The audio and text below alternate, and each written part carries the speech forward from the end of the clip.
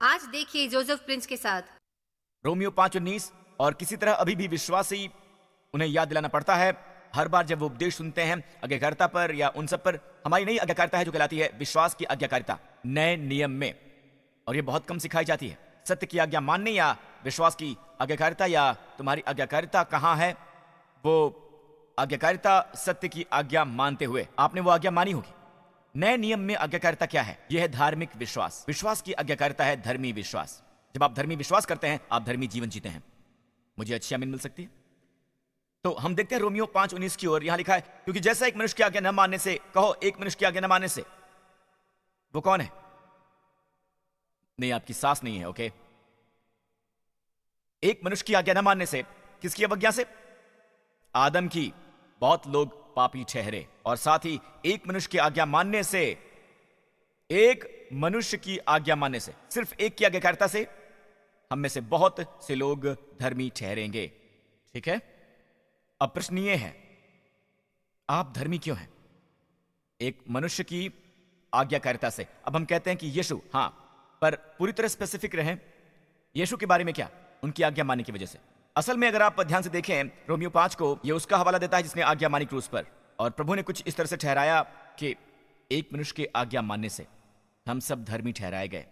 तो यहां पर लड़ाई इस बात की है कि शैतान चाहता है आप अपनी आज्ञाकारिता पर फोकस करें, क्योंकि जब वो जानता है कि आप स्वयं की ओर देखते हैं तो वो आपके विचार, क्या मैं ये सही कह रहा हूं, क्या मैं सही प्रार्थना कर रहा हूं, क्या मुझ में पर्याप्त जुनून है, पर्याप्त विश्वास है, सब अंतर विरोध, जिससे आप बीमार हो जाएंगे, आप तनाव में आ जाएंगे, चिंतित हो जाएंगे। आमीन। और फिर आपको बहुत कठोर विचार, परमेश्वर की ओर कठोर विचार आते हैं। नहीं, परमेश्वर चाहते हैं कि आप स्वयं से अलग होकर फोकस करें, खुद से दूर होकर मसीह पर फोकस करें, और ये कहें कि ये उनकी आज्ञाकारिता है जिसने मुझे धर्मी बनाया है। इसी सब के विषय में ये युद्ध है 2 कुरिन्थियों 10 में, क्योंकि हमारी लड़ाई के हथियार शारीरिक नहीं हैं, पर गढ़ों को ढा देने के लिए परमेश्वर के द्वारा सामर्थी हैं। जी हां, परमेश्वर के द्वारा सामर्थी हैं। आमीन।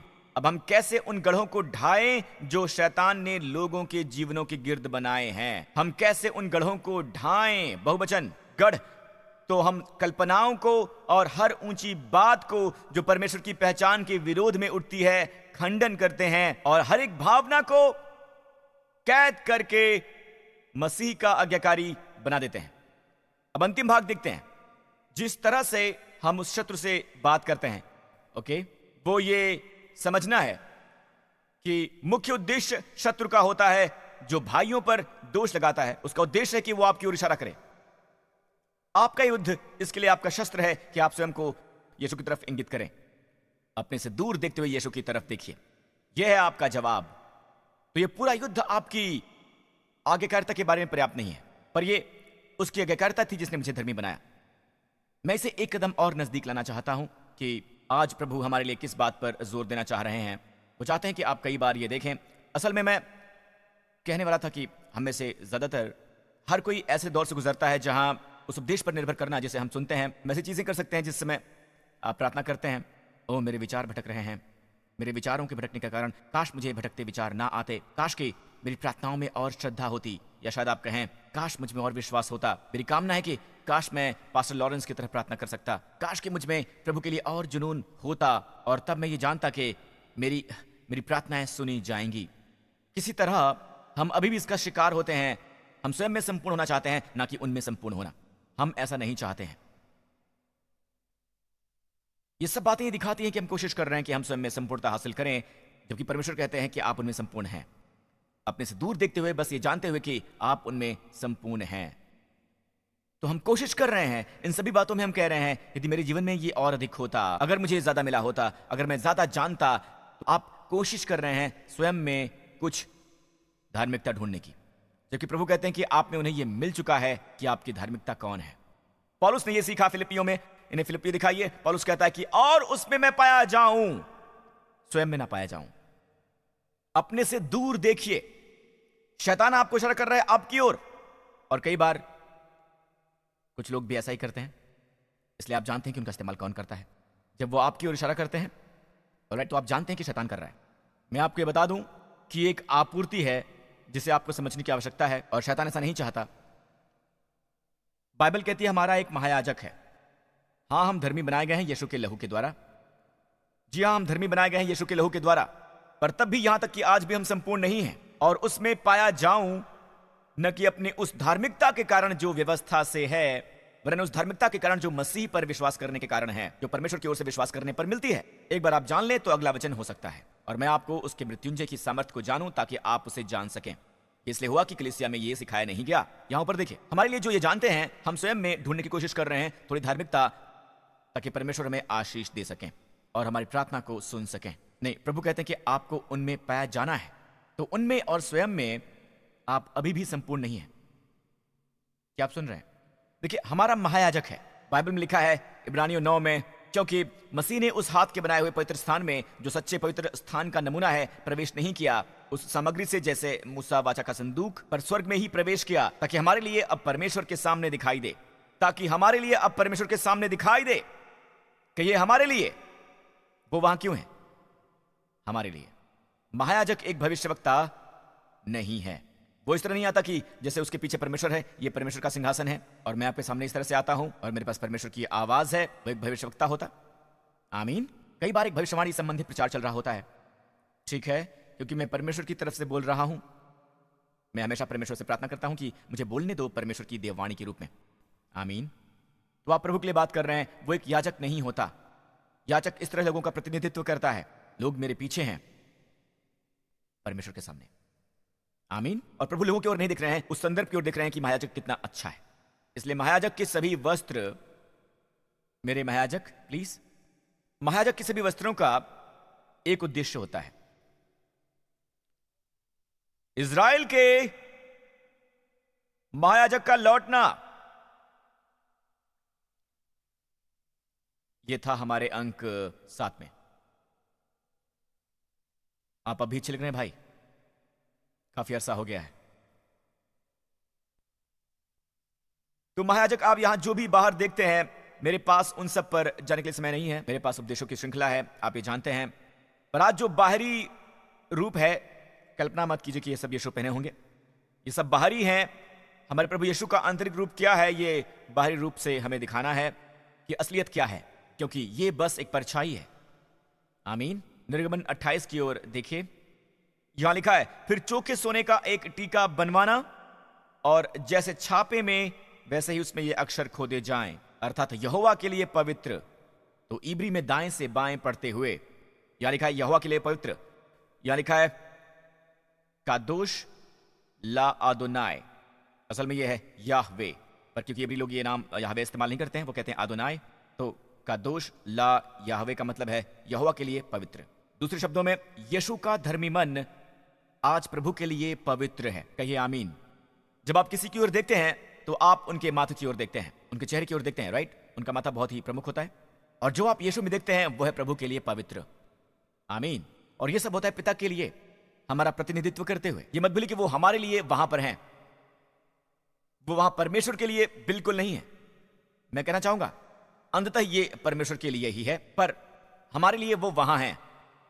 सब कुछ हमारे लिए है, यहोवा की पवित्रता हमारे लिए है। तो यहां ये लिखा है, और उसे नीले फीते से बांधना स्वर्गीय। ये स्वर्गीय फीते का सुंदर चित्र है, उसके सब विचार स्वर्गीय हैं। अगला वचन, और हारून के माथे पर रहे। हारून कौन है? महायाजक, हमारे प्रभु यीशु मसीह का चित्र। वो मसीह का एक टाइप है, इसलिए कि इजरायली जो कुछ पवित्र ठहराएं, अर्थात जितनी पवित्र वस्तुएं भेंट में चढ़ावें, उन पवित्र वस्तुओं का दोष हारून उठाए रहे। पवित्र वस्तुओं का दोष, बुरी वस्तुओं का दोष नहीं, या बाकी वस्तुओं का, पवित्र वस्तुओं का दोष। इसलिए कि इजरायली जो कुछ पवित्र ठहराएं, अर्थात जितनी पवित्र वस्तुएं, वो नित्य उसके माथे पर रहे, जिससे यहोवा उनसे प्रसन्न रहे। ये हमेशा उसके माथे पर रहेगा, हमेशा। लगातार हमारे प्रभु यीशु के विचार पवित्र होते हैं, ये हमेशा उनके माथे पर होगा, हमेशा। ये हमेशा उनके माथे पर होगा। उस दिन इजराइल के लोगों पर, हमारे मामले में हमारा स्वर्गीय हारून, हमारा मल्कीसदेक, हमारा यीशु मसीह महायाजक है, ताकि वो स्वीकार किए जाएं। अब ये शब्द स्वीकार किए जाना, ध्यान दीजिए, ये शब्द स्वीकार किए जाना रेडजॉन, परमेश्वर के रेडजॉन के वर्ष का प्रचार करने के लिए है। अपने नगर में यीशु कहते हैं प्रभु के स्वीकृति वर्ष का प्रचार करने के लिए, महाअनुग्रह के वर्ष का प्रचार करने के लिए, ताकि परमेश्वर के सभी लोगों को अत्यधिक आनंद, अत्यधिक अनुग्रह, परमेश्वर की दृष्टि में मिल सके।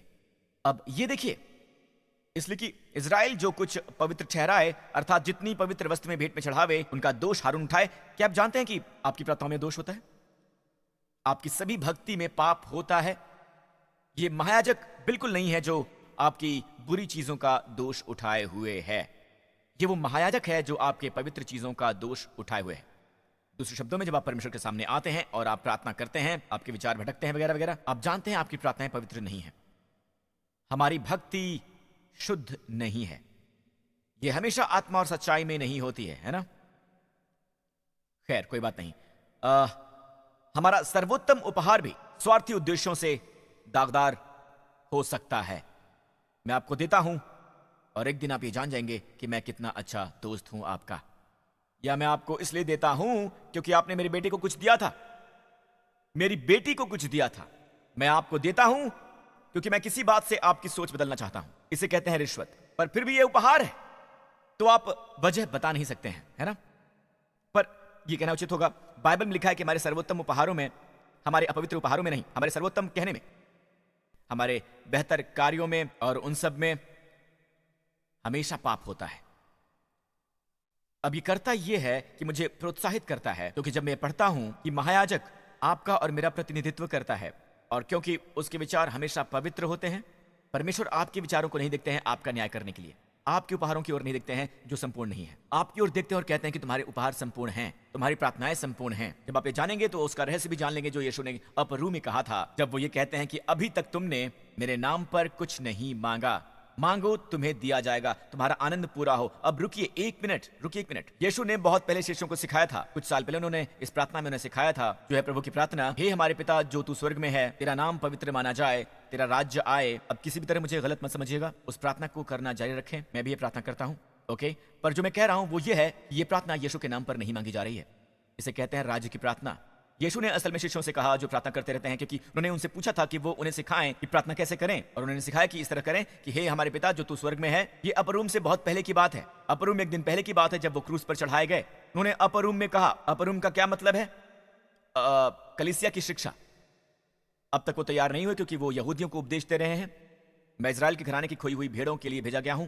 जब अंत में इजराइल ने उन्हें नकार दिया तो उनका उद्धार संपूर्ण विश्व के लिए हो गया। उन्हें पहले इजराइल के लिए आना पड़ा था। अब अपर रूम में कलीसिया की सभी सच्चाइयां पहली बार प्रकट की गई थी सबके सामने। पवित्र आत्मा का स्थायी साथ, वो नई आज्ञा जो कि व्यवस्था नहीं है, नई आज्ञा है आपका स्वभाव। हम उससे प्रेम करते हैं क्योंकि उसने हमसे प्रेम किया। आमीन। तो अपर रूम में यीशु ने कहा अब तक, हालांकि वो प्रभु की प्रार्थना कर रहे थे, तो वो कहते हैं कि अब तक तुमने मेरे नाम में कुछ नहीं मांगा। अब एक नई प्रार्थना आ रही है, मांगो, मांगो मेरे नाम में और तुम्हें यह प्राप्त होगा। पिता से जो कुछ भी मांगो मेरे नाम पर, वो प्राप्त जरूर होगा। अब मैं सोचता हूं, जब मैंने पूरी बात का अध्ययन किया, वो इस बात का हवाला नहीं दे रहे हैं कि यीशु का नाम अपने प्रार्थना के अंत में लगा लो। ऐसा नहीं कि अपनी प्रार्थना करने के बाद आप कहें कि यीशु के नाम में। देखिए, मैं ये भी नहीं कह रहा हूं कि इस तरह से प्रार्थना करना बंद कर दीजिए, नहीं। पर अगर आप बाइबल की टर्मिनोलॉजी को समझते हैं तो आप कहते हैं कि नाम पर, यीशु के नाम पर, तो यह हमेशा उस व्यक्ति का प्रतिनिधित्व है जिसका नाम ले रहे हैं।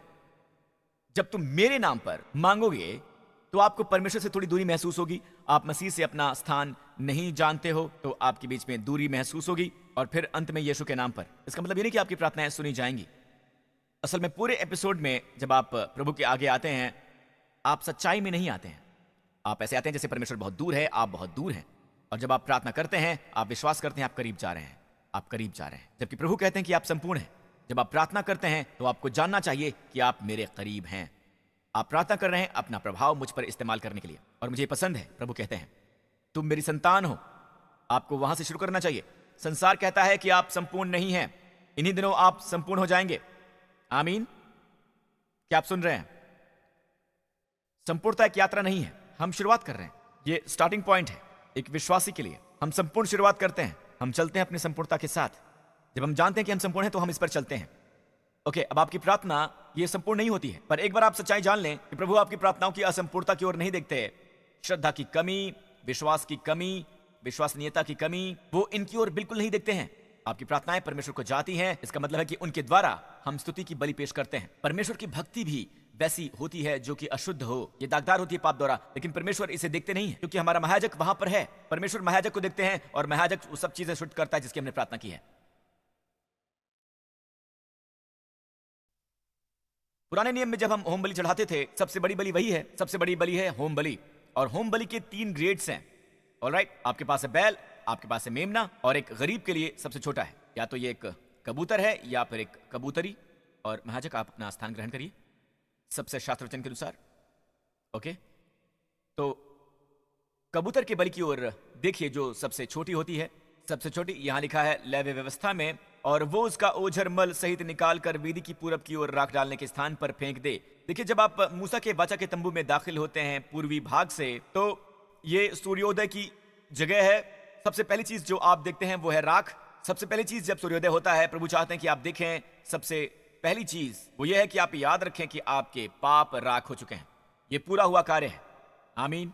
तो बाइबल कहती है कि कबूतर को मारो और फिर उसे रखो वेदी के पूर्व की ओर, और पंख राख की जगह पर। ये राख का स्थान है, राख का स्थान। तो वो निकाल दो जो अतिरिक्त है, जो एक्स्ट्रा है, जिसकी जरूरत नहीं है, ठीक है, उसे यहां फेंक दो, यहां पर।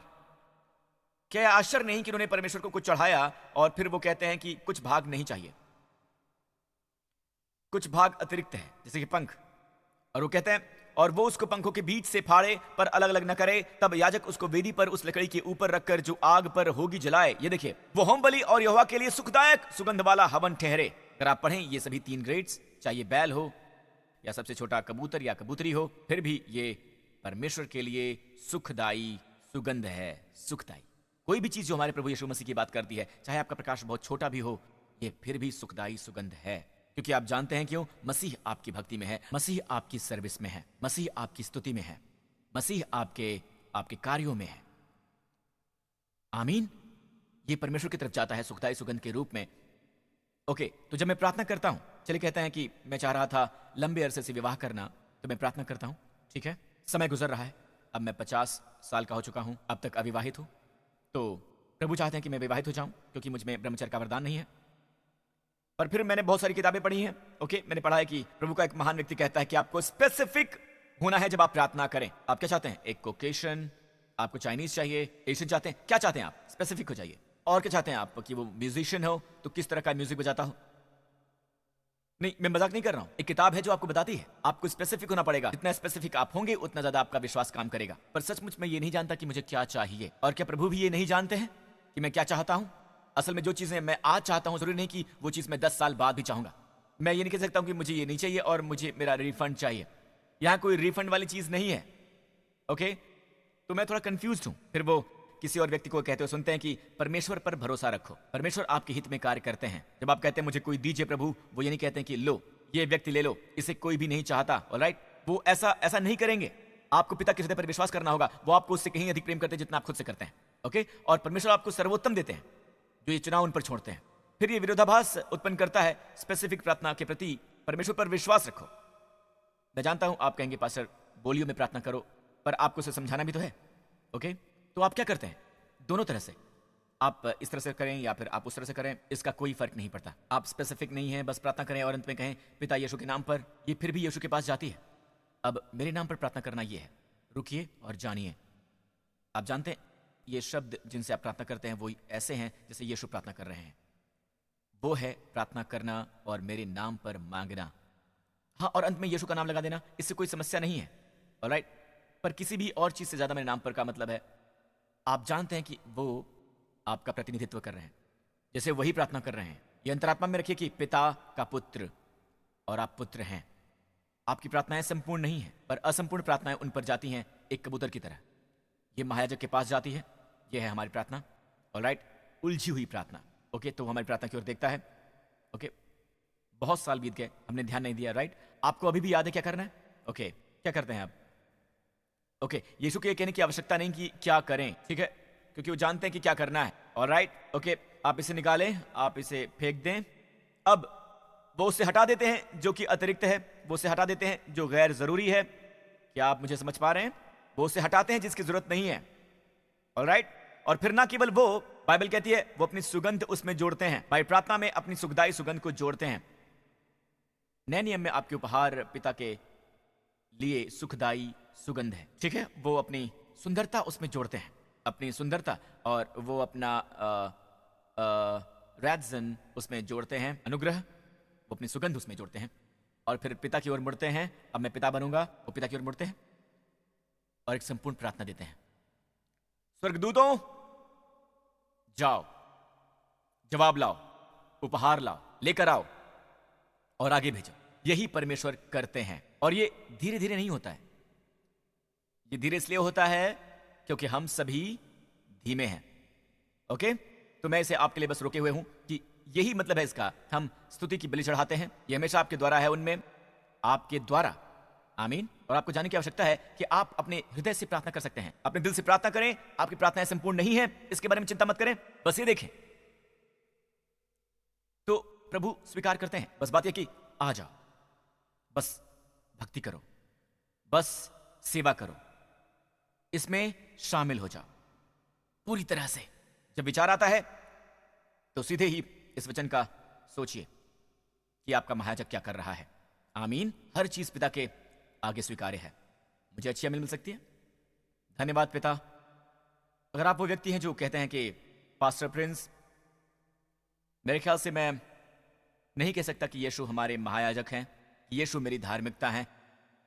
हम जानते हैं कि उनकी आज्ञा मानने से हम धर्मी बने हैं, हम सब धर्मी हैं, मैं विश्वास करना चाहता हूं। खैर दोस्तों, इसलिए परमेश्वर आपको यहां पर लाए हैं और इसलिए आप इस वक्त इसे देख रहे हैं।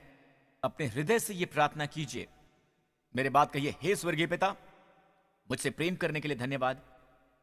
आपके पुत्र के उपहार के लिए, मेरे प्रभु यीशु मसीह के लिए। मसीह मेरे पापों के लिए मरा, वो मेरी जगह दंडित हुए ताकि भविष्य में कोई दंड ना मिले मुझे,